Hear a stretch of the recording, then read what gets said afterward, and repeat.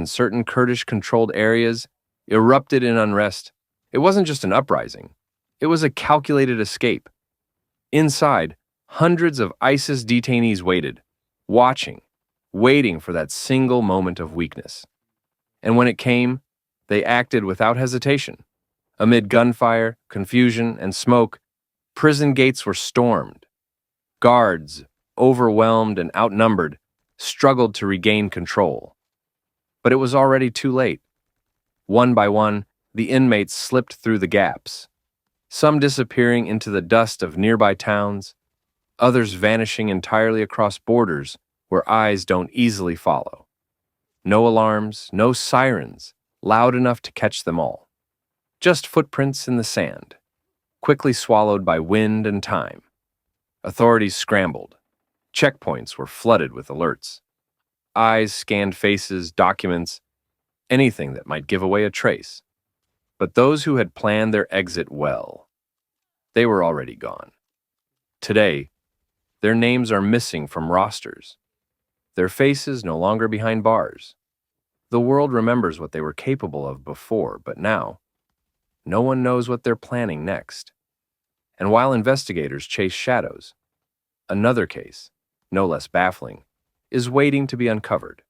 In the depths of a high-security facility, surrounded by thick walls and iron bars, meant to keep the most dangerous individuals locked away, one man vanished like smoke in the wind.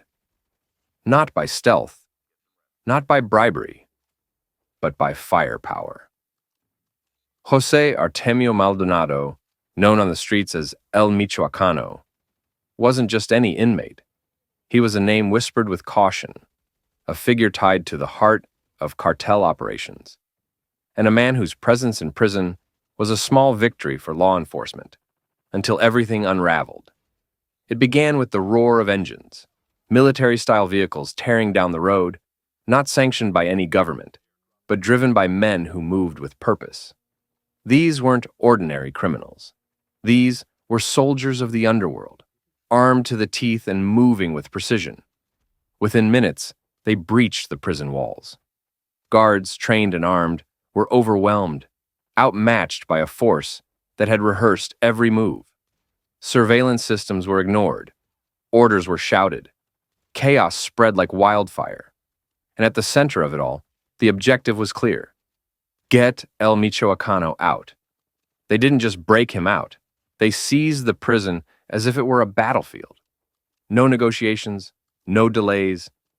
In the blink of an eye, he was gone. Vanished into the unknown, carried away by those who knew the escape route, as if it had always been part of the plan. Authorities scrambled, but the trail went cold. Rumors suggest he now lives beneath layers of protection, guarded not by walls or bars, but by loyalty, fear, and power. He slipped through the fingers of justice, leaving only questions and a message. Some figures are never truly contained, truly. Once a respected leader, the ex-mayor had held a position of power and trust. But behind the scenes, his actions betrayed the very people who had once looked up to him. The corruption was deep, his connections vast, and his greed insatiable. The weight of his crimes eventually caught up to him, leading to his arrest. In prison, the walls were supposed to keep him contained, to prevent him from ever escaping justice. But he had a plan, one that would leave authorities and citizens alike stunned. It wasn't just a simple escape. This was meticulously calculated, a web of deceit that took everyone by surprise. He didn't escape in the traditional sense. No, he didn't need to break down bars or scale walls. Instead, he relied on something far more dangerous, his mind.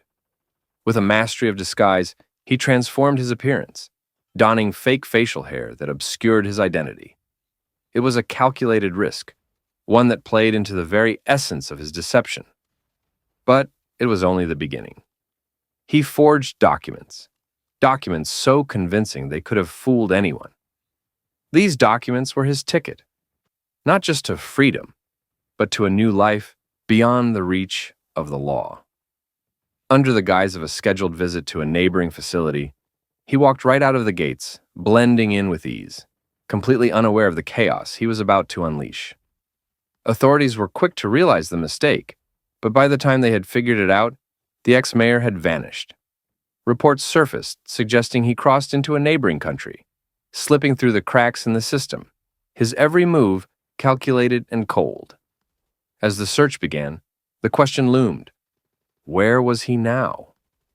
What kind of man could orchestrate such a daring escape, using nothing but his wits and a web of lies? But the story didn't end there. The repercussions of his escape sent shockwaves through the city and far beyond. Law enforcement scrambled, desperate to track down the man who had once been their trusted leader, but he had already disappeared, leaving behind only traces of his trail in the dust. And as the authorities closed in, whispers of a new mystery began to circulate, a case so bizarre that it would leave even the most seasoned detectives scratching their heads. The hunt for the truth had only just begun. Gary Tyson and Randy Greenawalt, two names that have been etched in the annals of criminal history. Their escape from Arizona State Prison would become a tale of audacity, chaos, and bloodshed. It all began when the two men, both serving lengthy sentences for heinous crimes, decided to break free from the shackles of incarceration. They managed to slice through a fence with nothing but the tools they had managed to secretly acquire. It was a daring move, one that would set the stage for an even more terrifying escape. They didn't just flee into the night. They took something far more valuable with them, a car. A car that would carry them away from the watchful eyes of the prison guards and into a world where there were no rules, no boundaries. For days, no one knew where they were. But the silence would not last long. As soon as they gained their freedom, the violence began. The first sign of their presence was a brutal attack that left the victims in a state of shock. But this was just the beginning. It wasn't long before Tyson and Greenawalt found themselves deep in a dark spiral of mayhem. It was clear that, for them, nothing mattered anymore. Not the lives they took, nor the law they defied. Their actions sent shockwaves through communities, leaving behind a trail of fear and uncertainty. Each crime was a reminder of their ability to disappear into the night, always a step ahead of the authorities. Their crime spree wasn't random, though. It wasn't just a series of isolated incidents. It was a calculated, relentless march forward. Every time they managed to escape a close call with the law, they seemed to be emboldened, pushing further into the unknown. But before their reign of terror could truly end, the chaos they had caused would leave scars on a number of innocent lives. The story of Gary Tyson and Randy Greenawalt is one of defiance, madness, and ultimately, a dark reminder of the lengths some will go to in order to escape the consequences of their actions. As the authorities closed in, Tyson and Greenawalt knew their time was running out. It would only be a matter of time before the final chapter in their twisted escape story was written. Rafael Riquelme Rivera, a name you won't find in headlines today, but not because he isn't relevant. Quite the opposite. He's out there, somewhere. His escape wasn't quiet. It wasn't a subtle slip through the cracks of a broken system. It was bold, calculated, and loud. An explosion of violence and strategy that left authorities stunned and scrambling. It started with chaos. Not the accidental kind, but the manufactured type. The kind that takes planning, loyalty, and firepower. A group of armed men stormed the prison where Rivera was being held. They weren't there by chance. They weren't guessing. They knew exactly what they were doing and exactly who they came for. The gates didn't stand a chance. The guards, overwhelmed and outgunned, had little room to respond. Inmates, several of them, rushed out into the open, blending into the smoke and confusion. Among them, Raphael. Just another face in the chaos, until he was no longer anywhere at all. Some say it was a clean extraction. Others believe he vanished into the dust, seizing the moment like a man who had been waiting for it all his life. Either way, he was gone. And just like that, a high-profile figure melted back into the shadows. But here's the part that keeps officials up at night. Rivera wasn't just running from justice. He wasn't just trying to escape a sentence. He had help, organized help, the kind of help that doesn't come from a few friends with a getaway car. We're talking networks, cartel-level networks, known for disappearing people as easily as flipping a switch. Rumors suggest he never even had to run far, that vehicles were waiting, that safe houses were prepped, that his next steps were already mapped out. By the time authorities regrouped, it was already too late. The problem isn't just that Raphael got away. The problem is that he hasn't been found. Not a single confirmed sighting. No intercepted communications. No betrayals. It's like the earth swallowed him whole. And somewhere, he's still calling shots. Maybe in a different city. Maybe under a different name. But certainly not alone. His case raises a question we don't like to ask. How many other people have that kind of reach? That kind of loyalty? That kind of power? Because if one man can vanish under such explosive circumstances and stay gone, what does that say about the rest? He was a ghost from the moment he stepped into China, a North Korean defector, captured and locked away in a high-security prison in northeast China, the kind of place built to swallow people whole, where walls are thick and escape is just a fantasy. But he didn't just fantasize. In the dead of night, when the guards least expected it, he vanished. Not by magic, but by sheer will, climbing rooftops like a shadow, moving fast, quiet, calculated. He didn't run blindly. He had a plan, a rope, crafted from scraps, tied tight, tested, ready. He hurled it over the final barrier, and up he went. Cameras caught glimpses, flickers of movement across rooftops, a silhouette scaling the final wall, and then nothing. He was gone. The entire nation was put on alert. Roads checked, borders watched, faces scrutinized. But he was always one step ahead. No trail, no trace, no digital footprint. Just a whisper in the wind. How does someone disappear in a world where eyes are everywhere? Was he helped?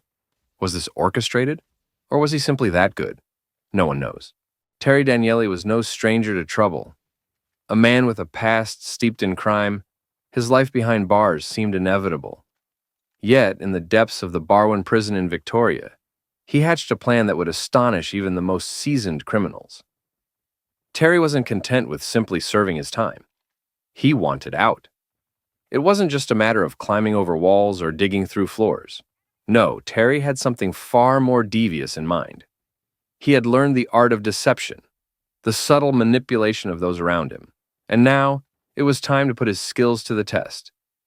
One fateful day, as the prison hummed with its usual routine, Terry slipped into a uniform. But it wasn't any uniform. It was the one worn by the very officers who ran the prison. He knew that if he could blend in seamlessly, no one would ever question him. And so, with a steady hand and a calm demeanor, Terry walked through the prison halls, unnoticed by those who had once been his captors. He had become a ghost in plain sight. Days passed, then weeks. Terry moved with precision, never drawing attention, always staying one step ahead. He knew that time was on his side. As he navigated the confines of the prison, the world beyond those walls became more and more within reach. Every corner, every door, every guard, nothing stood in his way. He was in control. But even the most well-laid plans are never foolproof. As Terry began to think he had outsmarted everyone, the cracks started to show. The subtle clues, the small inconsistencies, the overlooked details, they were all building up. It was only a matter of time before someone noticed. And when that moment came, it was swift. The walls that had once seemed like barriers were now closing in. The game was over. Terry was caught.